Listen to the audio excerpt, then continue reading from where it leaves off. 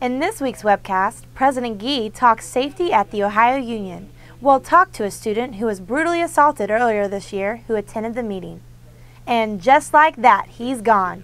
Jared Sullinger headed to the NBA.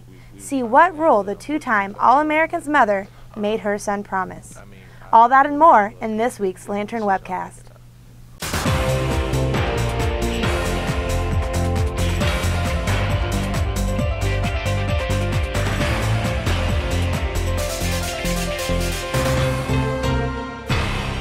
Thank you for joining us. I'm Ileana Corfius. President Gee took questions from students earlier this week regarding safety on campus. One of those students was a victim of off-campus violence earlier this year. Matt Edwards was at the meeting and talked to the victim. I was assaulted by 5 guys. They punched me in the head and took my phone, my wallet. Students like Michael have learned the lesson of being precautious on campus the hard way. Michael was attacked and assaulted on the corner of 10th Avenue and High Street earlier this year. He was one of dozens of Ohio State students to attend President E. Gordon Gee's town hall-style off-campus safety meeting earlier in the week. Whenever you're in a big city, no matter what it is, we need to teach rules of the road and safety, but nonetheless, I do know the neighborhoods, and I want to just continue to see them improve. Glad to report that this winter quarter was relatively quiet from University Police standpoint. We did not have any significant issues that were brought to our attention in terms of crime problems on the campus property.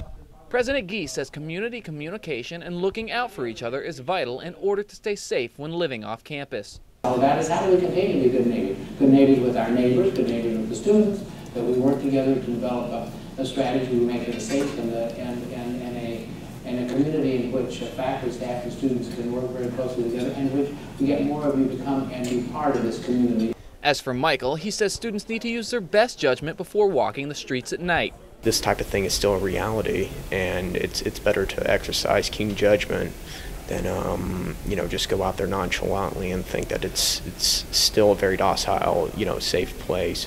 These types of things still do happen. Reporting for the Lantern, I'm Matt Edwards. Thanks, Matt. On Tuesday morning, students residing on Norwich Avenue started their day by witnessing multiple police cruisers and K-9s outside of their homes. It turns out the situation wasn't quite so serious.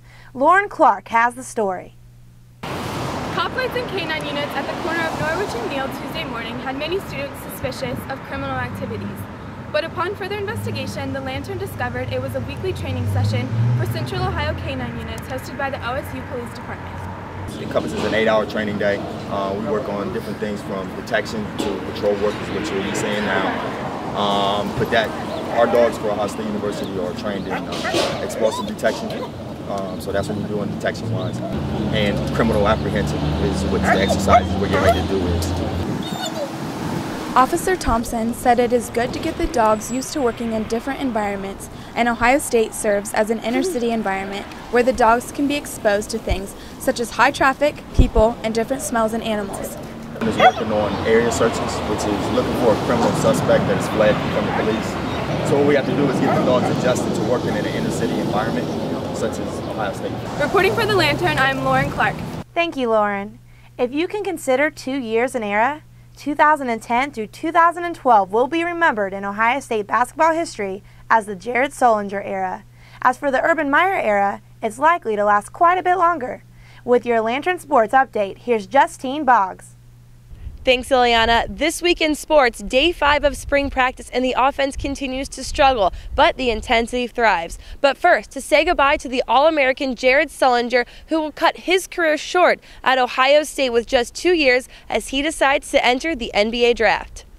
The biggest decision was, once we got to the Final Four, we was trying to win it, but unfortunately we fell short. But I feel at peace with the decision I'm making now.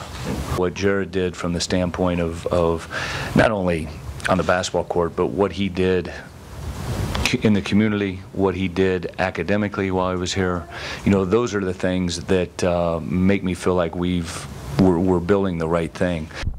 Sullinger said that having his family around him to make this very difficult decision leaves him a peace of mind, but he had to make his mom one promise. If you're going to be Barbara Sullinger's son, you have to get a college degree. That's one thing they know they have to do. Is that right, Coach? Absolutely. The question remains, will Deshaun Thomas follow Jared Sullinger into the NBA draft? He has until April 29th to make his final decision. The 5th day of practice was full of fist pumps, fights, and fumbles, as head coach Urban Meyer said that a competitive nature of practice and a game-like atmosphere entices the competitive nature of practice and gets the players going. Not where we need to be, but that's I'm not upset. I'm just you wish we'd grasp a little faster. And not just there's not one position. There's it's like offensive football. Anytime you install, anytime you do something new, that 9 guys do it right, 2 guys do it wrong. It looks like it's just the most disgusting thing you've ever seen. With the Lantern Sports, I'm Justine Boggs. Thanks, Justine. That's all we have for this week's webcast. For all of us here at the Lantern, I'm Ileana Corfius. Have a great day.